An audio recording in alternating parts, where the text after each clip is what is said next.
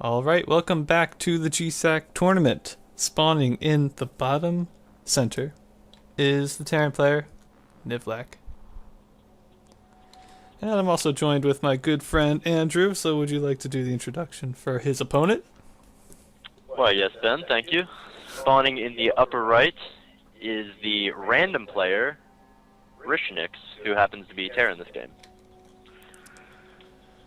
Alright, and Rishnix is a recent addition to the tournament. We weren't expecting to have him, but we're really glad we have him. I'm sure he's going to have some awesome games, especially as a random player.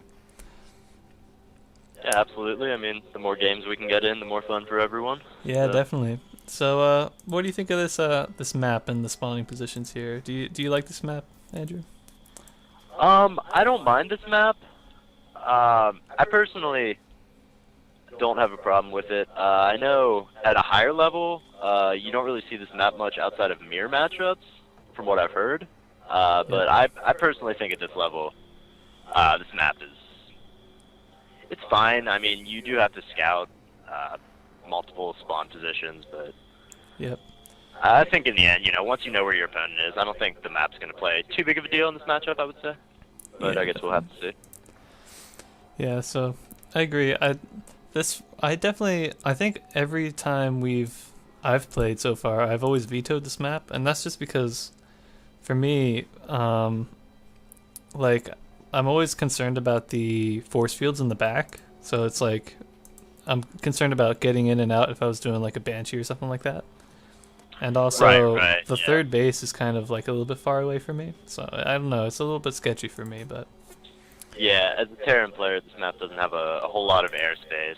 And yeah. that's definitely a huge factor. I mean, no doubt. Even at any level of play, you're probably going to be doing some drops and stuff like that. And these players are both Terran, so we'll see how that factors in. Yeah, and we already see Rishnix going for an engineering bay, a very early engineering bay here.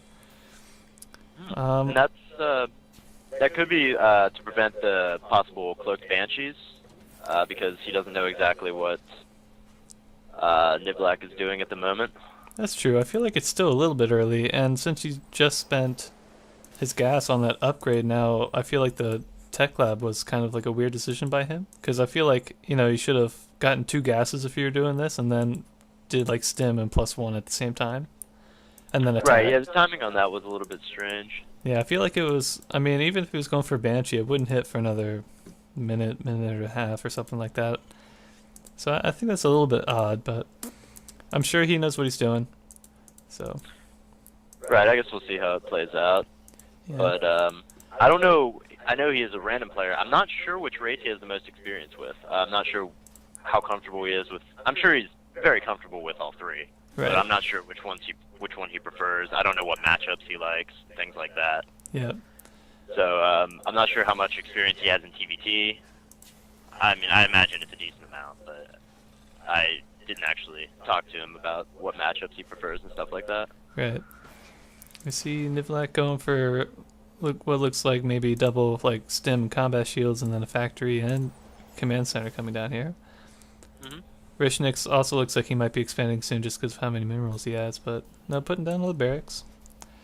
So, yeah. Alright, yeah, it's pretty standard play out of Nivlac, which is not a bad thing ever. Right, yeah, especially in TVT, it's always a little bit risky to do the very common kind of like one racks expand. You see a lot of pro players definitely get up to that siege tank tech a little bit quicker. So Right, you definitely do need to be safe. yeah, so I like that out of him. So do you have any ideas of what we're gonna see in this game? Just kind of, you think just normal standard marine I mean, meta? I don't know. I don't know these players as well, but Marine Tank is always very Yeah, common in this matchup. I haven't seen Nivlac play TVT yet. I don't believe. So I'm not exactly sure how he plays it, and I've never seen Rishnix play. So that's true. I'm not exactly sure how these two players will approach this matchup. But Marine Tank, obviously wouldn't surprise me. Yep. It doesn't look like we're seeing anything too wacky coming down yet. It wouldn't surprise me if this is a pretty standard game. Yeah, definitely. Especially the first game. You will kind of want to get situated, feel the waters. You don't necessarily want to bust out any strange strats the first game. Yeah, I definitely agree. So right now, looks like Nivlac got his command center a little bit earlier, but Rishnix upgrades out a little bit earlier as well, and It he's looks like moving out a Rishnix little has a bit. little hit squad moving out across the map. Yeah, this is a little bit risky from him, I think, just because I feel like one siege tank basically shuts us down, especially if it's on Right, like and the high ground. Nivlac definitely has enough to deal with it. Yeah. And he doesn't, he didn't take that early CC, Yep. so maybe Rishnix was hoping that he had that early CC down. Yeah. Even army supply right now, but I think it could do something, especially because Nivlac doesn't have a bunker. And because I mean, if he gets the first stem off, right, and Nivlac's not paying attention, he could take a win, but yeah, he's got to move back. I It think. looks like Nivlac spotted that, and he Yeah. just kind of scared it away, and it was definitely the right decision by Rishnix to back off. There's no reason to push in and throw those units away. Yeah, and I always think that's one of the hardest things to do playing StarCraft. If you like have a build that's meant for a certain timing, and you go up the ramp and you just know it's not going to work, it's so hard to just Yeah. say like, I tried, I'm just going to go back expand or something like that. But a lot of people will go in anyway because they feel like Right. that's the timing. Yeah, I've definitely done that before, and it's pointless to.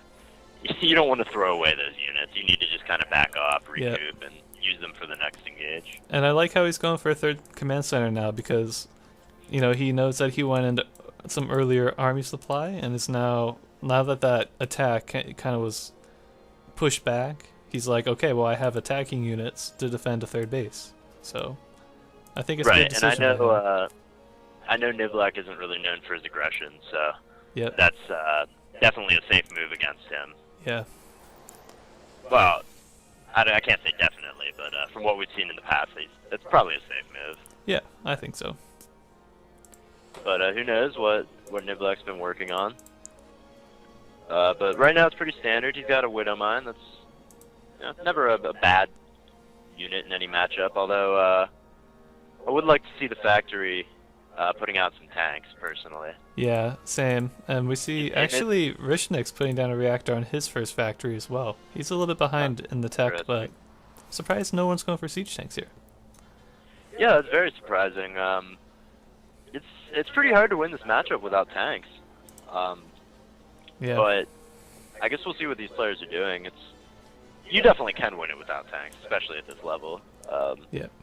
There's more important things, but a lot of times the player with the most tanks wins. So it's interesting to see neither of these players look like they're going for tanks right now. Hmm. Looks like Rishnix is building the reactor for his starport, Oh wow, cool. which is never a bad move to get out those double medevacs. Yeah. See if he puts down a tech lab soon. Although I think he might have to lift it up again, but that's fine.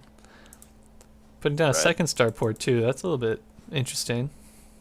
And on the free base economy, that's not a bad move. Oh, that's true. I didn't think about that. But I would say get more barracks before another starport though. I mean, he's still only on 3 barracks.